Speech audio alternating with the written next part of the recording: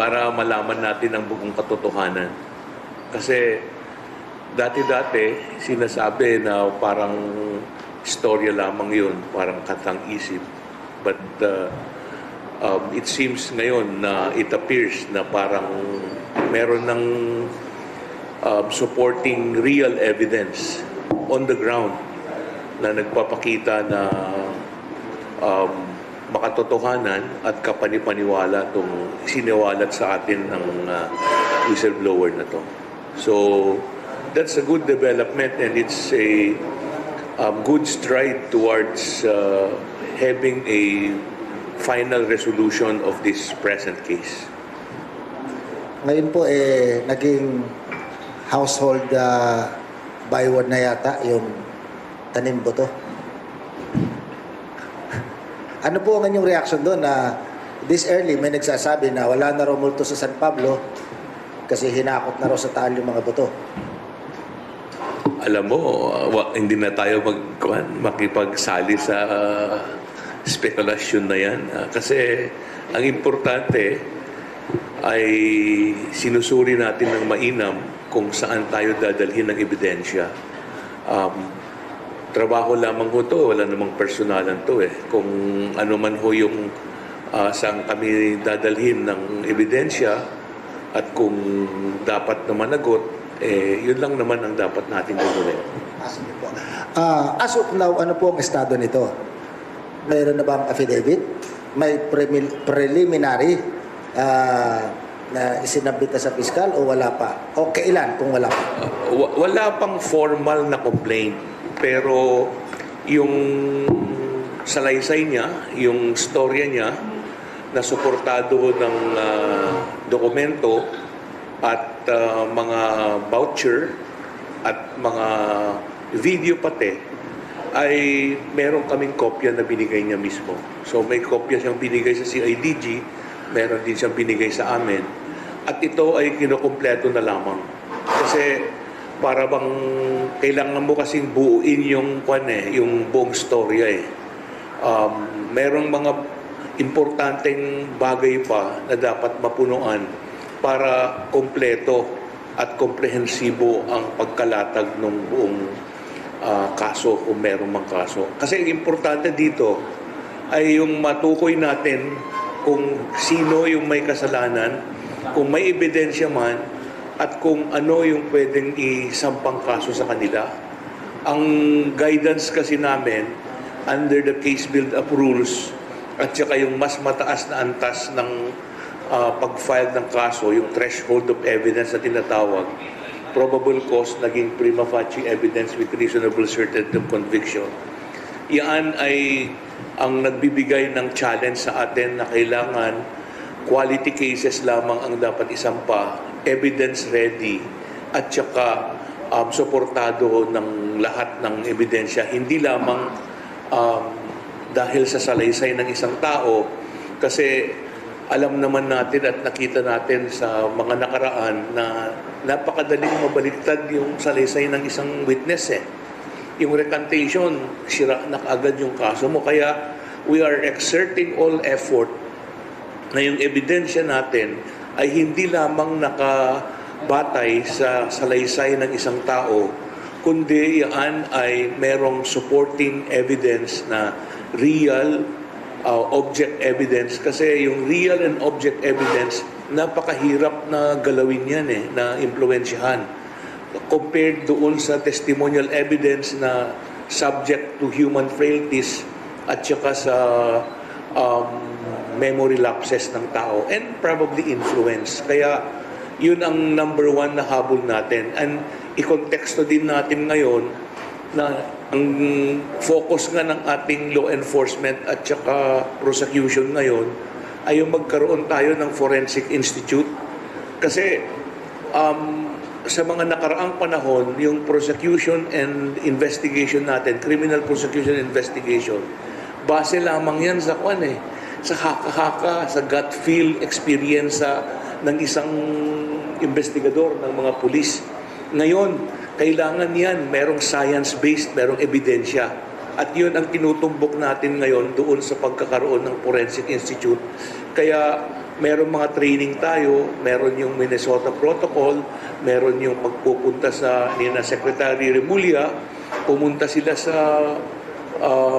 Argentina at saka sa Brazil para mapalakas at mapalago ang kakayahan natin sa forensic science at saka mapalawak ang forensic pathology capability natin. Pero as far as DOJ is concerned, wala pa po nasasubmit na sworn affidavit si Mr. Patidongan. As of now, wala pa. Pero yung documents at yung explanation, meron na. Kaya nga, nung pumunta siya sa amin at pinakita yung lahat ng dokumentong meron siya, voucher, tapos kasama yan ang mga video, at kasama din yung salaysay niya, na hindi naman yan in writing pa na hindi pa kompleto, kumbaga. As we know it, na may affidavit, wala pang ganun. Pero ang importante diyan kasi is madali namang pumirma ng isang salaysay, pero ayaw nila na hindi kompleto.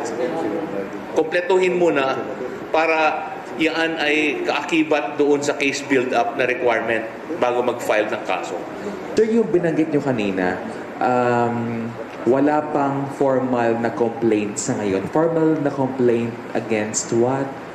To be specific. That's exactly it Kasi pag gumawa ka ng formal complaint, nakalatag na lahat ng storya mo. Maliban sa storya mo, may ebidensya na yan.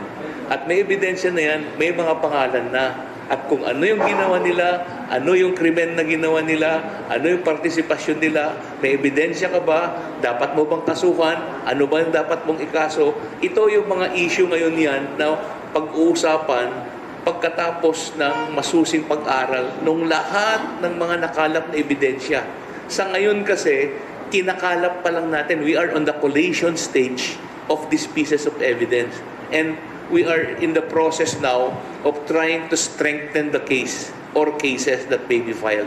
Kasi mahirap yung speculation lang Madali ang maghusga, madali yung magturo, napakahirap yung magbigay ng pruweba.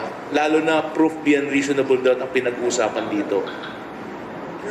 Ito bang case build-up na ginagawa nyo? Naka-specific ba to kay Mr. Atong Ang and Gretchen ba? Specific na nakatuon kay Mr. Atong Ang and Hindi. Ms. Gretchen? Wala kaming tinutumbok. Kung ano man ang kahihinatnan ang investigasyon at kung sino man yung matutukoy na siya ang merong kinalaman dyan, sila ang dapat managot. It's not personality driven. There is nothing personal about it. It's more on trabaho lang ito. At ang hinahabol natin yung ebidensya. Napakahirap nga dahil hindi naman basta-basta kasi na magsampa ka lang ng kaso kasi wala na yung probable cause dati na isampa mo na lang, bahala na si Batman later on. Hindi na ganun ngayon Kasi pag ginawa mo yan, ikaw bilang prosecutor, mananagot ka ngayon sa amin, yung sa prosecutors, yung prosecutors integrity board na tinatawag namin kasi sila mag-explain at sila ang magsasabi na may ebidensya. At kung walang sapat na ebidensya yan, pwede silang makasuhan ng administratibo or even criminal kung kinakailangan. Okay. Question. Sorry, you said suspect, medyo alala sa Radyo. Okay lang po si Justice Secretary Boying at saka Chief Justice Karen para ng tulong. May natadawit na rin po yung ating mga proposals.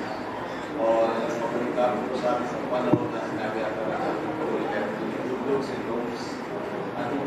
Ano na po development sa Secretary sa live na Meron ng pag-uusap at nagbigay na si Secretary ng kopya ng kung anumang dokumento na meron kami na may kinalaman sa tingin namin.